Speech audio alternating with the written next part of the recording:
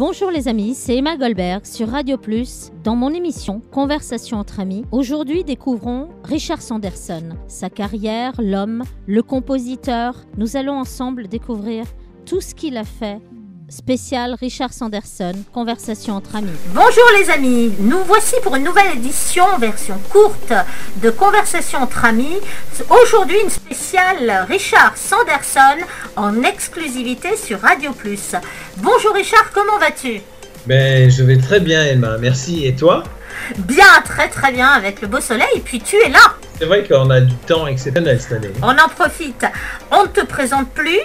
Tu as chanté le célèbre Reality, mais moi j'ai envie qu'on te découvre sous d'autres aspects. Peux-tu nous en dire plus? Comment as-tu débuté? J'ai débuté à l'école avec le piano classique. J'étais quand même attiré par la musique. La sensualité des sons, ça m'a toujours touché. Quand j'étais gamin, je collectionnais des 45 tours de musique de film. J'ai toujours beaucoup aimé la musique. Et ma mère faisait de la musique, ma grand-mère aussi. Et du côté de la famille de ma mère, tout le monde jouait de la musique. Donc, pour moi, c'était évident, je ne pouvais pas y échapper. J'avais un petit handicap physique quand j'étais jeune et le piano, ça m'a aidé peut-être à le combler aussi, je pense. As-tu eu un autre métier avant de commencer la musique? Non, j'ai fait que ça. Bon, bien entendu, quand j'avais 19 ans et qu'il fallait payer les factures, on faisait du travail dans des agences d'intérim. Donc, j'ai été tuyauteur, balayeur, barman, DJ. J'ai travaillé aide comptable, manutentionnaire, j'ai tout fait comme boulot, mais ça c'était en disant ce n'est que momentané, bientôt je serai une star. Extraordinaire, tu as toujours su que tu allais être une star. J'ai toujours pensé, ça m'a toujours... c'était pas sûr que j'en devienne une, mais moi j'y croyais, ouais, c'est vrai. Je crois que c'est le plus important. On m'avait offert un bouquin quand j'étais étudiant aux États-Unis. Je suis quand même allé à Berkeley pendant une année et j'avais une amie qui m'avait offert un bouquin qui était préfacé par Elton John et le bouquin ça s'appelait So You Wanna Be a Rockstar. Alors comme ça on veut devenir une rockstar. Et dans ce bouquin que j'ai lu et relu, il disait si toi tu crois pas en toi, personne va croire en toi. Donc c'est ce que j'ai continué à faire. Et ça t'a porté chance? Peut-être. Comment as-tu été contacté pour Reality? C'était en été 80. J'avais eu des déboires avec des tournées qui ont été annulées, enfin des papiers administratifs, plein de trucs qui se sont passés. Du coup, je me suis retrouvé tout seul au mois d'août à Paris, ce qui m'arrivait jamais puisque j'étais claviériste et je jouais ou avec des orchestres de bal ou avec des groupes de rock. Enfin, j'étais tout le temps en tournée, dans les soirées privées, j'étais musicien et je faisais des chœurs, enfin voilà. Là, j'ai eu du bol parce qu'au mois d'août, Pierre Jaubert, que je connaissais, c'était un éditeur que j'avais été démarché avec des chansons. Rien pris, mais il m'a dit « J'aime bien comment tu chantes » et c'est lui qui a parlé de moi à Vladimir Kosma. Et là, il m'a dit « Écoute, ça tombe bien que tu sois là parce qu'on est à la recherche d'un chanteur, on voudrait enregistrer début septembre, mais il faut que, voilà.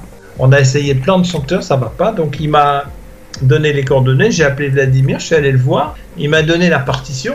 Parce que lui, tout est écrit. Bon, là, heureusement que je sais lire encore la musique. Donc, j'ai enregistré le piano et je me suis appliqué à faire une jolie voix sur un Revox, sur un petit magnéto. Et je lui ai ramené. Et lui, dès le début, quand il a écouté, il m'a dit, moi, c'est ce que je veux. Maintenant, à moi de persuader mes partenaires que ça soit toi. Voilà. Donc, j'espérais que ce soit moi. Mais bon, vous savez, moi, j'avais pris l'habitude parce que quand c'est arrivé, j'avais quand même 26 ou 27 ans. J'avais déjà pris pas mal de claques dans la gueule, donc je m'attendais, on reste serein, on dit ça marche, tant mieux, ça marche pas, ça sera la prochaine. Et finalement, plus ça allait, plus j'étais sûr que ça allait être moi. Voilà. Donc en octobre, le film est sorti en décembre, je dis là, en octobre, à mon avis, ils vont pas avoir le temps de tout refaire, chercher un autre chanteur. Donc on est parti, on a fait la voix en Angleterre, on a enregistré la rythmique en Angleterre, parce que toute la rythmique qu'avait fait Vladimir à Paris ne lui plaisait pas. Je trouvais que les gens jouaient en lisant la musique, donc on a répété avec un groupe, et on a enregistré ça au célèbre studio Trident, Steve Short, qui était l'ingé son de Elton John. Pour moi, c'était waouh! Voilà, dans ces murs, il y a eu du grand. Et c'est vrai que dès qu'on arrivait dans ce studio, tout sonnait, le batteur, tout était top. Ils ont mixé. J'ai Claude Pinoteau, quand j'ai fait la voix, alors une anecdote, ils avaient mis, pour le tournage des scènes de slow, ils avaient mis Believe in Me de Montagnier, Gilbert Montagnier. Et Gilbert Montagnier, c'est un peu le Ray Charles français. il chante un peu comme un crooner, un peu déchiré. Et j'avais Claude Pinoteau qui me disait, mais il faut que tu chantes avec tes tripes. Alors moi, je vais voir Vladimir, j'ai dit, moi, il faut prendre quelqu'un qui chante comme ça. Moi, si je fais ça, ça va être n'importe quoi. Et Vladimir, il voulait pas déplaire à Claude Pinoteau, et il voulait... Donc il m'a dit, écoute, dis-lui que tu peux pas chanter avec tes tripes, mais que tu vas chanter avec ton cœur. Donc je suis allé lui dire ça. Là, il savait pas quoi dire. Et comme de toute façon, tout le monde trouvait ça vachement bien ce que je faisais, donc au bout d'un moment, bon, il a changé d'avis. Mais dans sa tête, il avait ce slow de Montagnier. Et vous savez, on s'habitue à un truc, c'est difficile de changer après. Bien sûr. Et c'est Vladimir qui avait raison. Hein. Vladimir Cosma, grand compositeur évidemment, qui continue d'ailleurs à faire des tournées, si je ne m'abuse. Alors oui, on avait des galas prévus. Alors moi, j'ai eu la chance de chanter accompagné par l'orchestre de Moscou, dirigé par Vladimir au Kremlin. Donc j'ai chanté live au Kremlin avec les chœurs russes et tout, c'était génial. C'est juste dingue. Moi, mes plus grands trucs, c'est le Stade de France que j'ai fait avec Star 80 et RFM Party. L'Olympia aussi, c'était bien, mais le Kremlin et puis des grandes salles comme ça, c'est incroyable. J'ai eu la chance d'avoir été faire ça à Moscou, c'était génial. Vraiment. Et merci Vladimir. Alors, on devait faire le Grand Rex fin avril, mais ça a été reporté, peut-être cette année, à la rentrée ou l'année prochaine. Ce sont rien que des salles et des moments mythiques finalement. Ah oui, ouais. Ouais, ça dans une vie, ça marque. On connaît aussi, un peu moins, mais en tout cas dans le milieu du spectacle, on te connaît aussi en tant que compositeur, reconnu, émérite, respecté. Parle-nous un peu de ton travail de compositeur. Ben, on connaît Talolou Coco où j'ai composé la musique. Et on connaît également le générique de Miss France que j'ai composé pour Xavier de Lafontenay. Mais j'ai fait une quarantaine ou une cinquantaine de films documentaires pour la télé. Donc il y a un truc qui s'appelait Terre des Mondes. Ensuite, Un siècle d'écrivains, la série de Bernard Rapp. Et puis avec Daniel Costel qui a la série qui s'appelle Apocalypse. Ben, avant qu'il fasse ça, j'ai fait à peu près 20 films avec lui. Donc j'ai fait beaucoup de musique instrumentale. Et là, maintenant, c'est marrant parce que là, je suis en train de finir un film sur les agriculteurs pour un réalisateur que je connais. Et j'ai envoyé les partitions en Macédoine. Donc en visio, ils ont enregistré la musique. Ils m'ont renvoyé le fichier Pro Tools. J'ai renvoyé le fichier Pro Tools au studio Joinville. Et lui, il mixe et on renvoie. C'est quand même incroyable. Hein. Vive la technologie! Ah ouais! Voilà, tout simplement. Quelle est ton actualité musicale aujourd'hui? Parle-nous de tes belles chansons. J'en ai découvert quelques-unes. Il y a Hurry Up, il y a Follow Your Dreams, il y en a plein d'autres que j'ai envoyées à ma radio et qui les diffusent en ce moment même. Parle-nous un petit peu de tes nouvelles créations, toi en tant que Richard Sanderson, j'ose dire toi 3.0.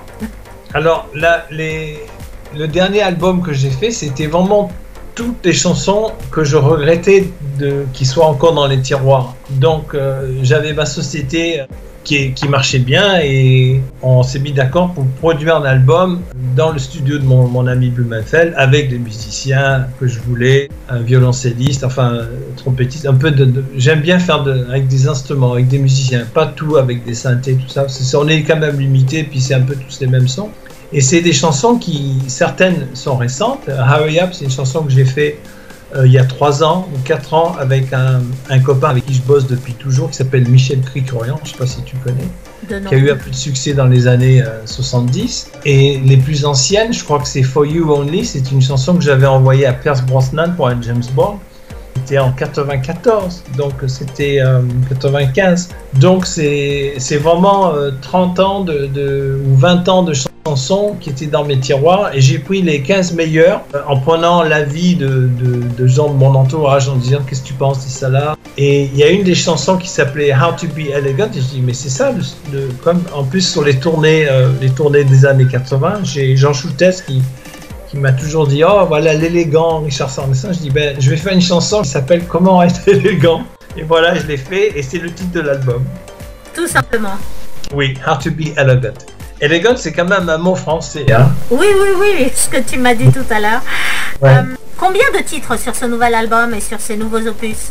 Alors je crois qu'il y a 16 titres, 16 ou 15 je suis pas sûr. Il y a une chanson qui passe sur un des concurrents qui s'appelle Radio Crooner, je ne sais pas si tu connais. Oui, des amis, tout à fait. Jean-Baptiste Serpent. Et il y a une chanson qu'il adore parce que ça s'appelle Hall of Fame, donc le couloir des célébrités. Et c'est vraiment l'histoire d'un vieux pianiste qui a eu un grand tube mais qui est redevenu et il est condamné à jouer du piano dans un vieil hôtel pour des vieux. On le fait. Et ça, c'est vrai que c'est une chanson que j'aime beaucoup. C'est vraiment la vieille mélodie à la balade. Et en plus, dans le texte, je parle de titres qui ont bercé comme Everybody Loves Somebody Sometime de Dean Martin, qui était la chanson favorite de ma mère. Plein de titres, de trucs qui m'ont marqué. Et lui, il est là, il dit voilà, je joue plein de tubes, mais il y en a quand même un là-dedans que tout le monde connaît qui était à moi. Voilà. C'est un peu ça la chanson. Extraordinaire. Je suppose que tes clips, on peut les voir sur ta chaîne YouTube. Oui. Ils sont tous, il y en a 4 ou 5, je crois. Il y en a un de Philippe Robert et il y en a 2 que j'ai réalisé moi. Et puis j'ai ma compagne aussi qui réalise elle fait de la vidéo. Tes fans peuvent évidemment te rejoindre sur ton Facebook, les réseaux sociaux. Comment peut-on te contacter? Vous allez sur Facebook, vous tapez Richard Sanderson. Voilà. Vous verrez bien la photo que c'est moi. Il y a un Richard Sanderson bis. Il y a un Richard Sanderson officiel qui est seulement une page et pas un compte. Et là-dessus, il y a régulièrement tous les clips qu'on produit avec ma société Gold Records. Voilà. Le mot de la fin, que peut-on te souhaiter pour l'avenir et qu'as-tu envie de dire et de donner à tes fans comme dernier message d'amour? Comme dernier message d'amour, c'est que je vais essayer de continuer le plus longtemps possible à faire des chansons qui sont optimistes, qui parlent de l'amour et de la joie. Je souhaite à tout le monde de la santé. On est dans une période qui est quand même incroyable. Personne n'avait prévu qu'on allait vivre ça. Donc, soyez prudents. Et j'espère que aussi cet événement va nous donner une leçon et qu'on en sortira en créant un monde meilleur quand même. Beaucoup de bienveillance et d'humanité, je pense que c'est ce qui est à souhaiter pour l'avenir, et de fraternité, bien évidemment. Absolument, exactement. Ce serait une belle aventure. En tout cas, merci Richard de m'avoir accordé tout ce temps d'écoute, de parole, d'avoir été aussi sincère, honnête et vrai. Et je donne rendez-vous à tous les auditeurs de Conversation entre amis et de Radio Plus pour une prochaine édition avec de nouveaux invités. C'était Emma Goldberg, Conversation entre amis sur Radio Plus.